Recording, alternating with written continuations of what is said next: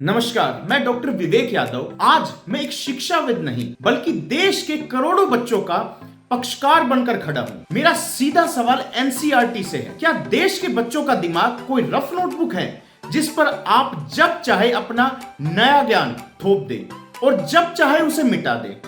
हम सब हैरान हैं। एनसीईआरटी ने 8वीं कक्षा की किताबों से मराठा साम्राज्य का एक नक्शा हटा दिया। हैरानी की बात तो यह है कि इसे मात्र एक वर्ष पहले 2025 में नई किताब में बड़े चाव से शामिल किया गया था। एक ही वर्ष में ऐसा क्या बदल गया कि जो तथ्य 2025 का परम सत्य था वह 2026 का सफेद झूठ हो गया। आज देश आपसे पूछना चाहता है, या तो 2025 में आपके विशेषज्ञों ने बिना किसी शोध के कुछ भी छाप दिया जो घोर लापरवाही है, या फिर अब 2026 में आपने रसूखदार और प्रभावशाली लोगों के दबाव में घुटने टेक दिए हैं। दोनों ही सूरत में एनसीईआरटी एक कठपुतली बनकर रह गया। यह सिर्फ पन्ने बदलने का मुद्दा नहीं है, यह बच्चों के मनोवैज्ञानिक पर सबसे गहरी चोट है। मनोवैज्ञानिक का सिद्धांत कॉग्निटिव डिसोनेंस कहता है कि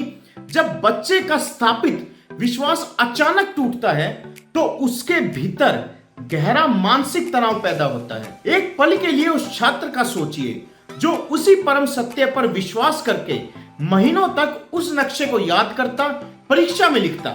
जब उसे पता चलता है कि कल जो सच था वो आज गलत हो गया है, तो उसके मन में शिक्षा प्रणाली के प्रति एक गहरा अविश्वास पैदा हो जाता है। हम कैसी पीढ़ी तैयार कर रहे हैं? एक ऐसी पीढ़ी जिसने अपने ही किताबों और शिक्षकों पर भरोसा नहीं है। क्या उस बच्चे को यह नहीं लगेगा कि उसकी मेहनत बेकार है और ताकतवर लोग जब चाहे इतिहास बदल सकते हैं? बच्चों के दिमाग प्रयोगशाला के चूहे नहीं है। हरियाणा शिक्षण संस्थान संगठन छात्रों के साथ हो रहे इस मानसिक शोषण की प्रवृत्ति का कड़वा विरोध करता है। हमारा सीधा सवाल है, क्या अब देश का इतिहास इतिहासकार नहीं बल्कि प्रभावशाली लोग तय करेंगे? शिक्षा को प्रयोग की प्रयोगशाला बनाना बंद कीजिए। इस पूरे मामले पर एक अभिभावक और छात्र के तौर पर आपकी क्या राय है? आपको क्या लगता है कि इससे बच्चों में अविश्वास बढ़ रहा है? कमेंट में जरूर बताइएगा और इस वीडियो को हर जागरूक नागरिक तक पहुंचाइए।